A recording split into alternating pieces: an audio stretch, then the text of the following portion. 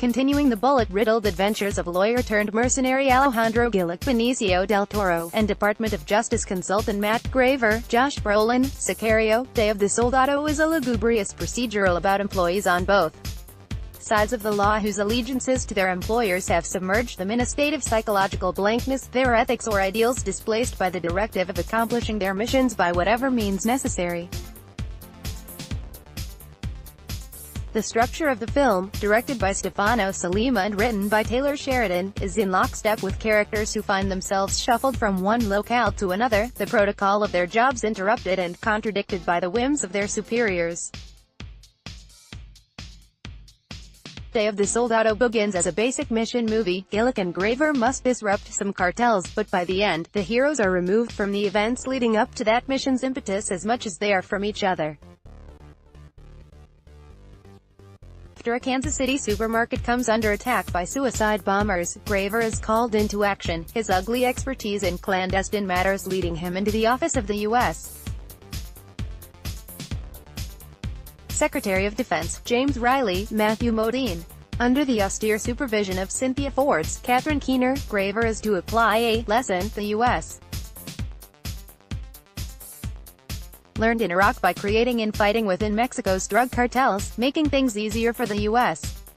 military. Enlisting Gillick, Graver's team kidnaps Isabel Reyes, Isabella Moner, the teenage daughter of the region's most powerful kingpin, making it seem like rivals carried it out.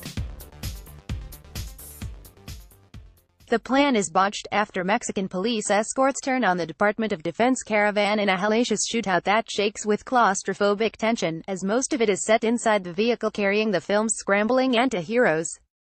Isabel flees into the desert and is pursued by Gillick, as Graver's team moves on to Texas with a plan to rendezvous later. The plot takes leaps that feel as reckless as they're refreshing in such a doleful film of terminal prognoses.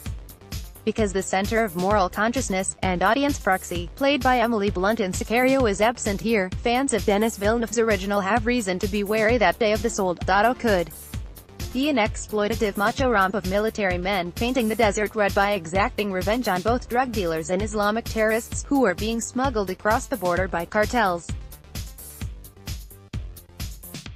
But this film's violence isn't cathartic. Day of the Soldado finesses the stridency of its predecessor, which felt like it was patting itself on the back with its gloomy observations about the drug war and U.S. military policy. The bureaucratic superiors complacent about passing the buck for heinous decisions, Modine and Keener are rendered with an almost undead pallor, their characters sucking the life out of those under their watch. Looking at such ghostly countenances juxtaposed against the haggard wornness of antiheroes Gillick and Graver, the state of moral dread works on a tacit level that's much more disconcerting than the verbal exhortations of Sicario. Still, there's a feeling that Day of the Soldado pulls its punches.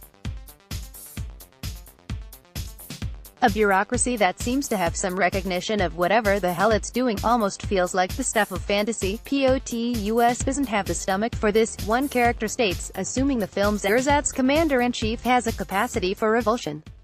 Furthermore, the film's nihilism can be more chic than guttural. Like Sheridan's screenplays for David Mackenzie's Hell or High Water and his own Wind River, Day of the Soldado superficially brings to mind the similarly amoral, violent desert sagas of Sam Peckinpah. However, it lacks the demonic energy of Peckinpah's sojourns into evil. The eponymous noggin of Bring Me the Head of Alfredo Garcia would be little more than a macabre prop in Sheridanville, whereas Peckinpah made the discarded mound of fly-infested meat the quiet and almost sentimental center of the story. Maybe that's why Day of the Soldado's strained credulity in the last act has an undercurrent of kooky exhilaration, as the plot takes leaps that feel as reckless as they're refreshing in such a doleful film of terminal prognoses. As Graver says multiple times, fuck it all. The film's late affronts to plausibility exhibit that ethos precisely, as well as echo the discontent of summer 2018.